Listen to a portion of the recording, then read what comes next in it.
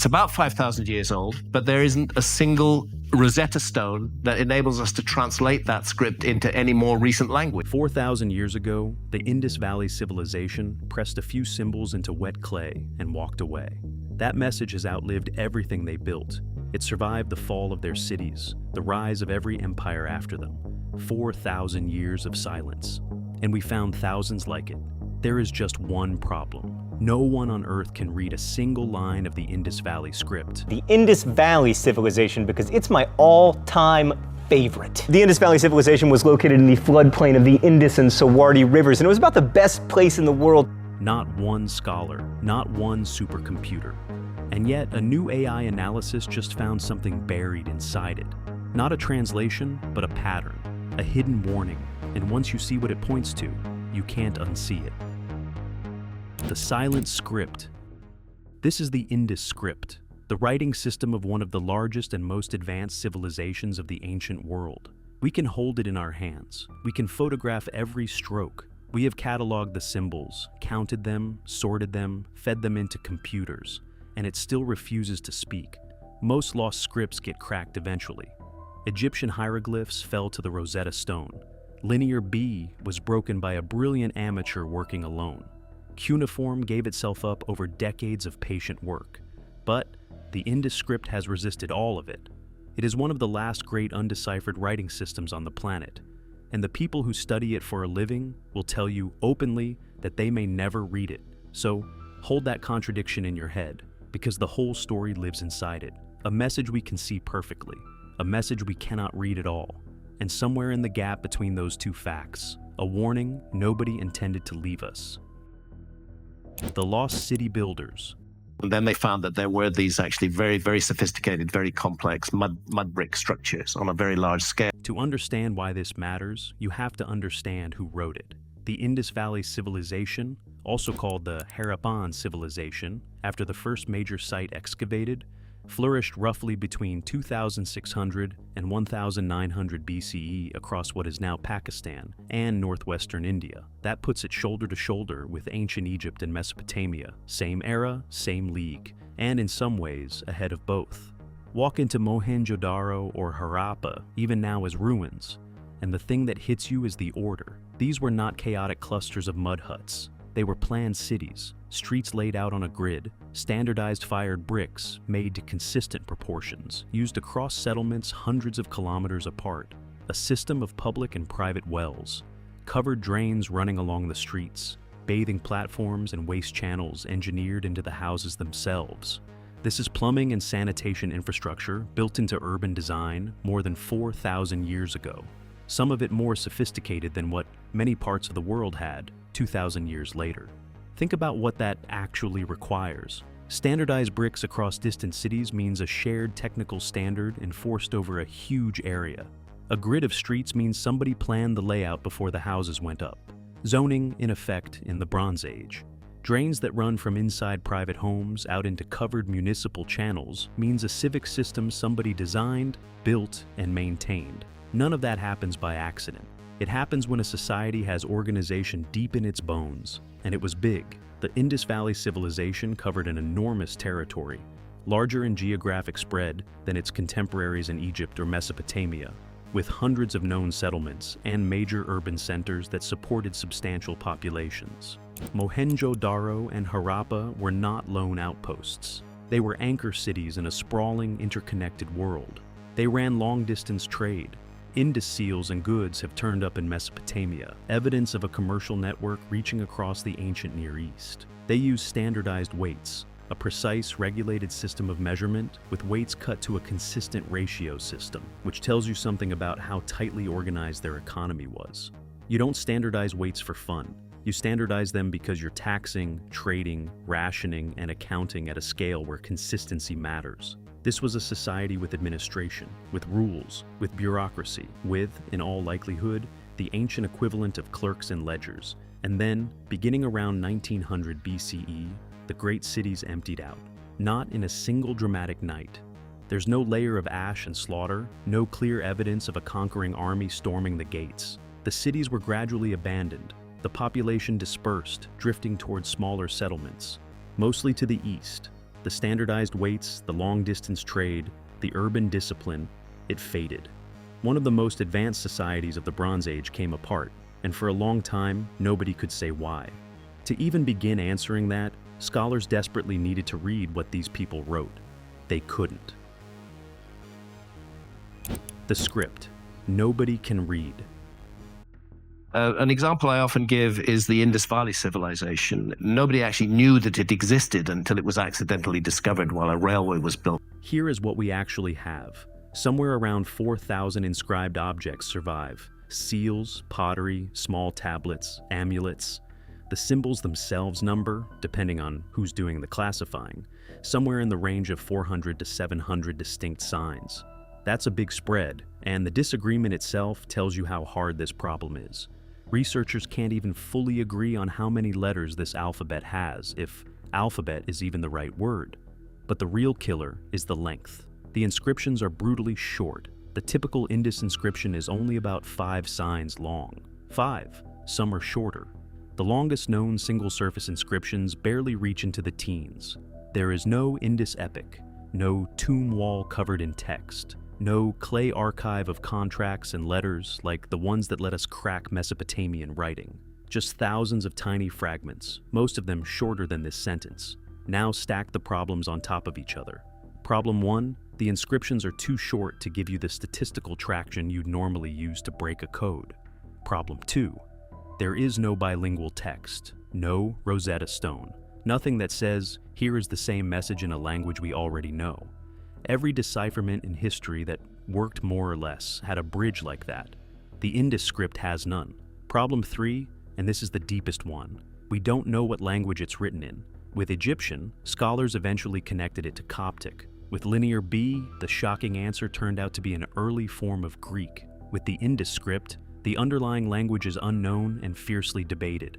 Some scholars argue it encodes an early Dravidian language. That's the long-running hypothesis associated with researchers like Asko Parpola, who points to clues like a frequently recurring fish sign that may map onto a Proto-Dravidian word. Others argue for completely different language families, and a serious minority argues it may not encode spoken language at all. That last camp matters, and we'll come back to it, because it's at the heart of the controversy. And it isn't for lack of trying.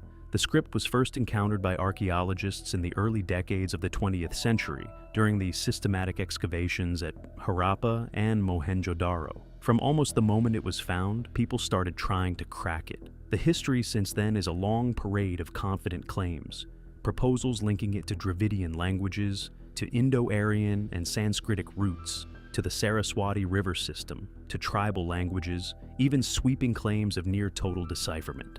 Some are serious scholarship, some are not. What unites them is that none has been accepted as a conclusive reading by the broader field. The researchers at the center of this work describe a steady stream of people announcing, year after year, that they've finally solved it, and the consensus answer remaining, not yet, and maybe not ever. And remember what cracked the others.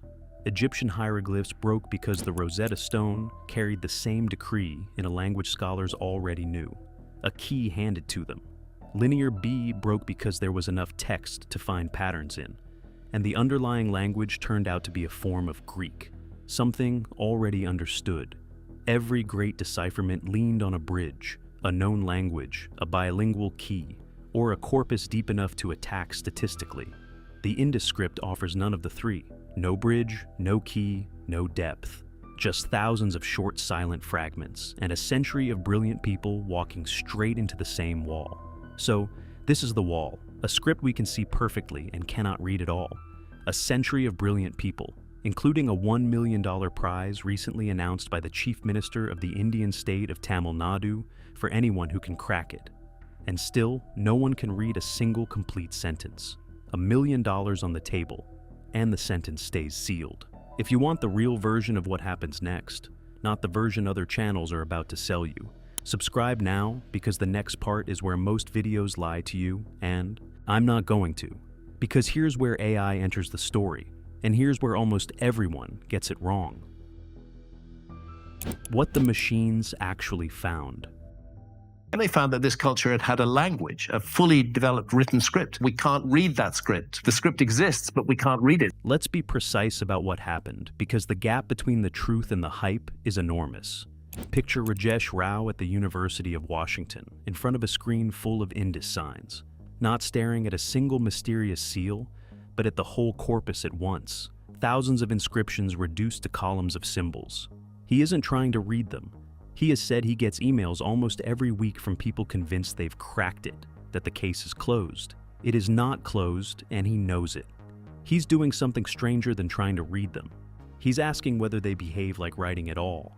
And here's the thing you need to hear before anything else, because it is the exact opposite of what the internet is telling you. AI did not translate the Indus script. No machine learning model has produced a readable sentence. No algorithm has output a prophecy, a warning text, a royal decree, or a message of any kind.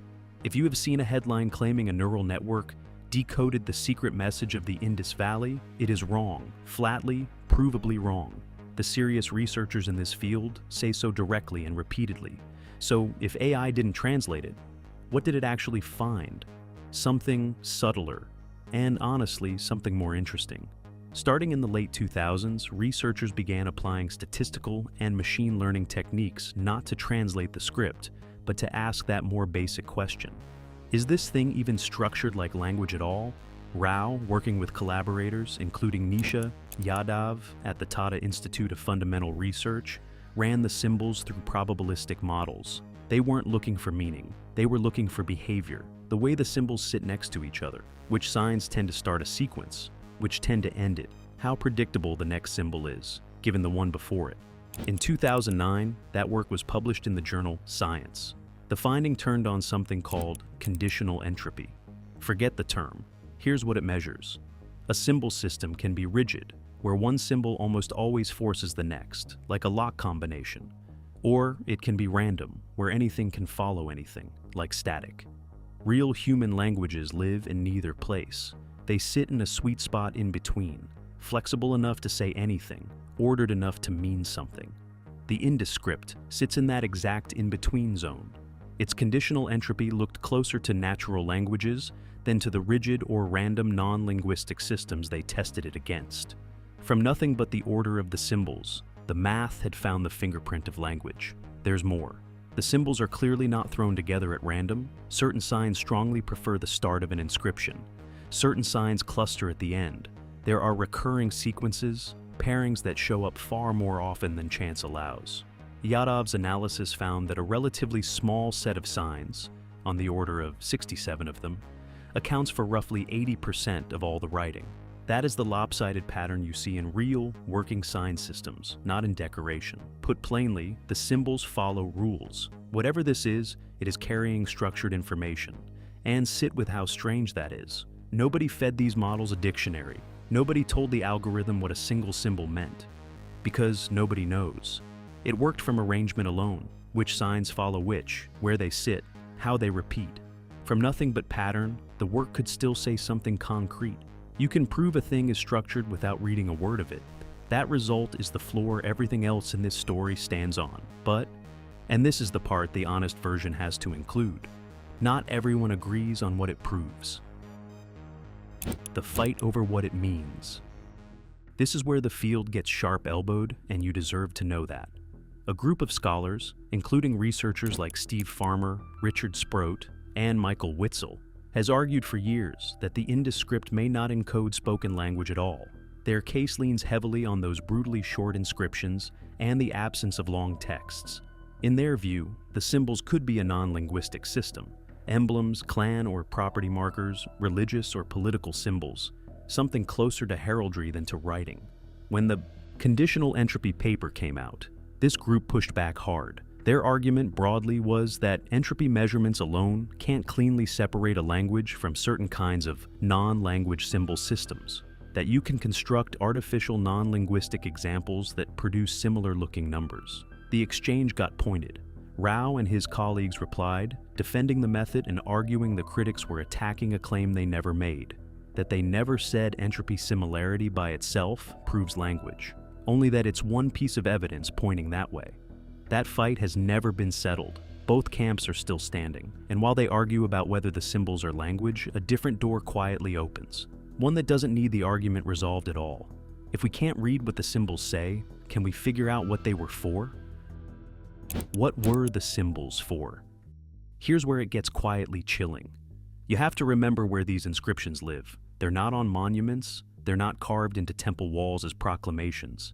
They're overwhelmingly on small, portable, practical objects. Stamp seals, tiny tablets, pottery, things used in handling goods. And they show up alongside the apparatus of an economy, those standardized weights, the trade goods, the machinery of a society that moved resources around at scale. That context has led some researchers to a specific grounded hypothesis about function.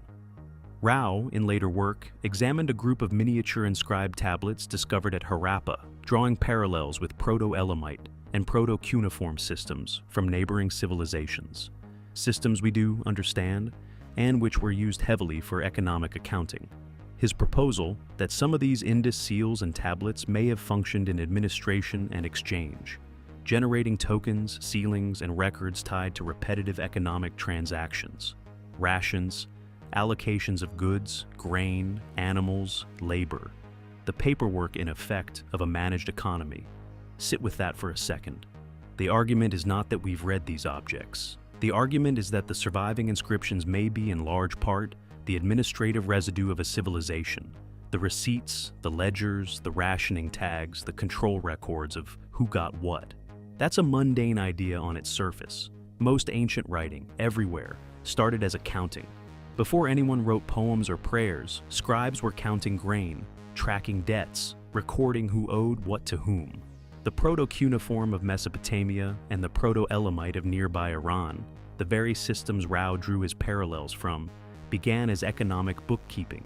Bureaucracy is older than literature, so a script that survives mostly on seals, tokens, and tiny tablets, sitting next to standardized weights and trade goods, fits that pattern exactly. But here it stops being mundane because of what was happening to this particular civilization in the centuries when those records were being made.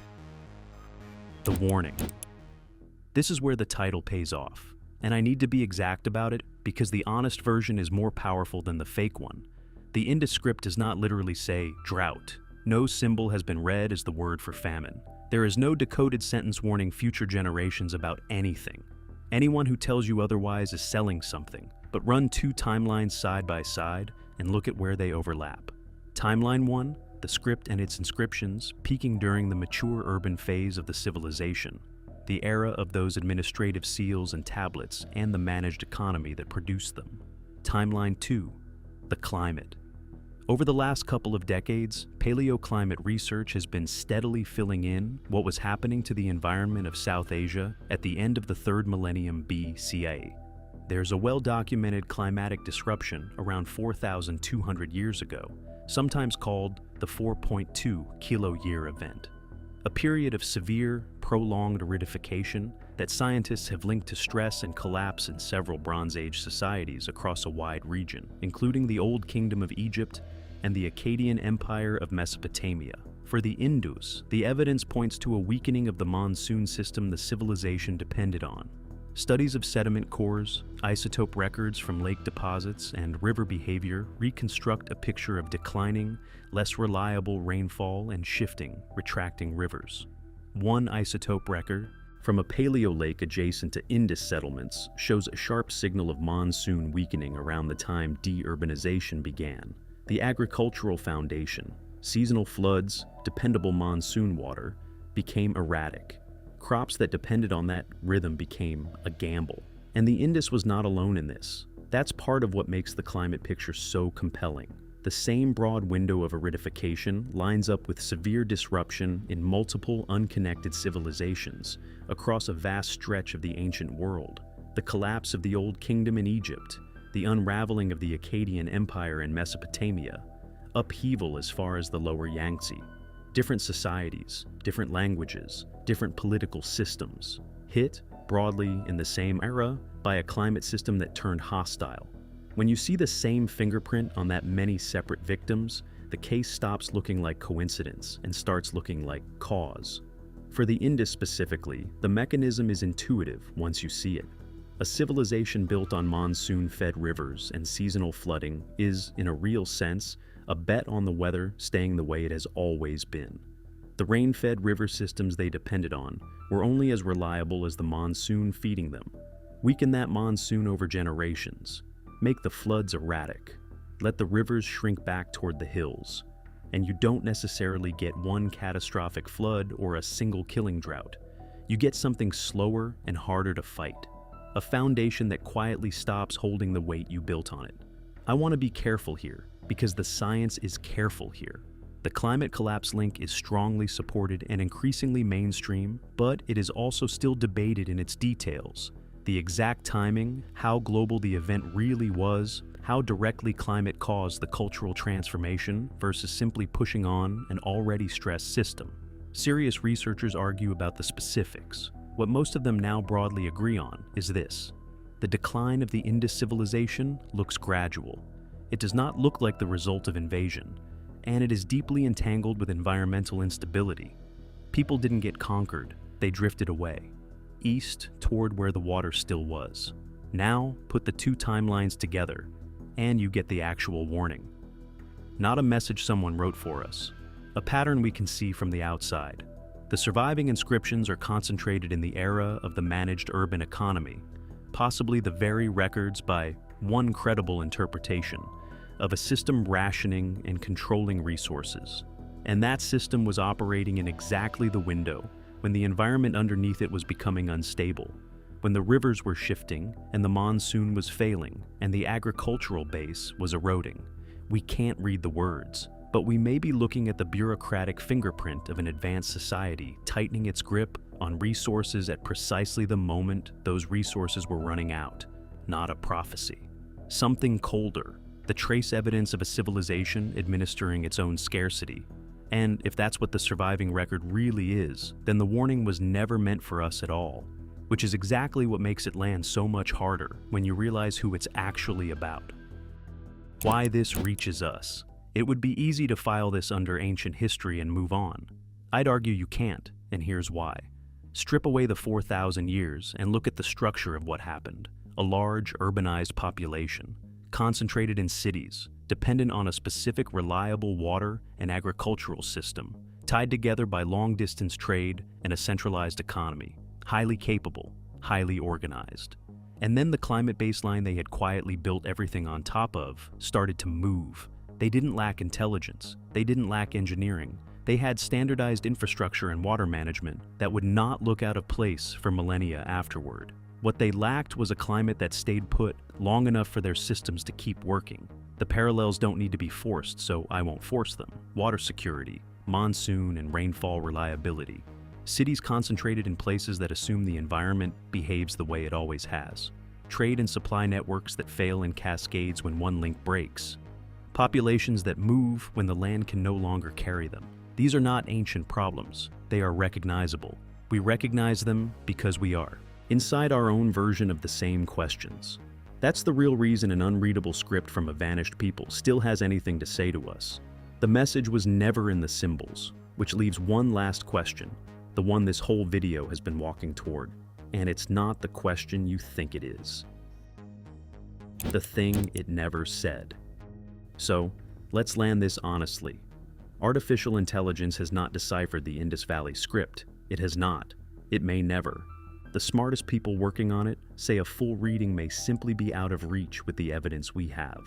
But computational analysis has shown that those symbols are not random. They're structured, rule-bound, organized, encoding information in a way that behaves, statistically, more like a system carrying real content than like decoration. There's a genuine scholarly fight about whether that content is language, and you should hold both sides of that in your head, because the honest story includes the argument, not just the headline. And by a credible interpretation, much of what survives may be the administrative skeleton of a managed economy, the rationing, the allocations, the resource control of a complex society, laid over the now strong evidence that this society declined as its climate and rivers and monsoon turned against it. The surviving record may be exactly that. The final operational traces of a great civilization in trying to manage its way through environmental collapse, right up until the cities went quiet. It never wrote us a warning. That's the unsettling part. It didn't have to. The warning isn't in the script. The warning is that the script is silent. And we still can't stop hearing it. If you had to bet, do you think the Indus script will ever actually be read? Or is some knowledge just gone for good? Tell me in the comments, because I read them, and this is exactly the kind of question I want to argue about with you. And if this is your kind of story, the real one, not the clickbait one, there's a video on the screen right now about another ancient collapse that follows almost the same pattern, and once you see it, you won't be able to unsee it.